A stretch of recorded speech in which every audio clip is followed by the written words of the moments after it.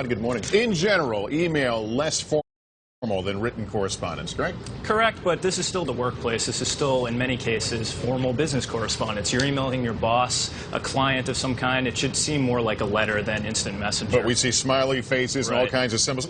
Let's go through the do's and don'ts. Let me show you what many would consider a don't.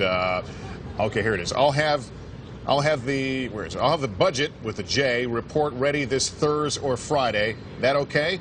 I'll just leave on your desk, smiley face Maria. You've got a spell check, no lowercase letters. I mean, keep it relatively formal. It's still not a written letter. But depending who you're sending it to. Now, if you're one of your boss, you'd want it more formal. But if it's, come on, you and I. Yeah, if you're emailing Campbell, sure, lowercase letters is par for the course. But I think you have to keep in mind that this is really your public persona. And because we talk over email at work more than we talk face-to-face these days. So it's really all about the impression you want to give And it is people. hard to, I know sometimes I'll get an email and I'm trying to think, okay, what do they mean by that? It's hard to interpret an email.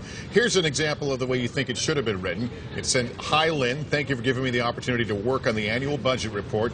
It will be ready by Thursday morning, and I will leave it with your assistant. I look forward to discussing it with you. Best, Maria." Now, that's like a formal And no one's going to say letter. you put too much effort into that. You're never going to look bad for putting effort into an email. But is this something that hurts people on the job? Absolutely. I think it can. It can, again, it's your public persona. And do you want to be associated with one or two word snippy emails, or do you want to put 15 or 30 seconds into it and give off the impression and give the tone that you want to give? Now, there is email shorthand. Like I mentioned earlier, instead of YOU, sometimes I just put you. That's clearly not a spelling mistake. That's intentional. But as we mentioned, a lot of people don't do spell checks, so there are spelling mistakes as well, Sure. and grammar. And you are a self-professed BlackBerry addict, and I think that's adding to learned the the shorthand. Sure, absolutely. I think people understand, but again, you have to look at the circumstances and look at who you're actually emailing. All right, you say do pay attention to detail. It's very important. Rule number one is you actually have to read your emails. People either let them pile up or they simply read them too quickly, fire off an email that doesn't make any sense, and then you're compounding the problem because you got more emails going back. Now, you and want to forth. talk compounding. Let's you also say do be careful when forwarding and hitting that reply all. That's where you get in real trouble, isn't Well, it? let's say, I'll give you an example. I'm having a party. I send out an email to a bunch of people.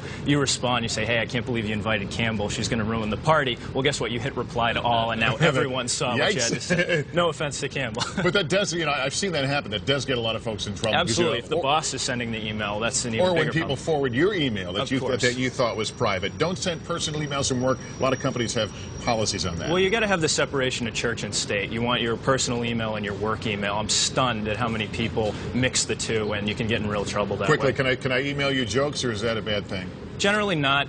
You better play it safe. You never know how a joke's going to be perceived. You don't want to rub people the wrong way. And as you mentioned, more employers are looking over your shoulder. They're going to say, hey, he or she's goofing off at work. Okay, I'll write down the jokes and just hand them to you. Yeah. All right, Rod Kurtz, good talking to you. Good to see you, advice. Lester. Thanks Thanks a so lot. much.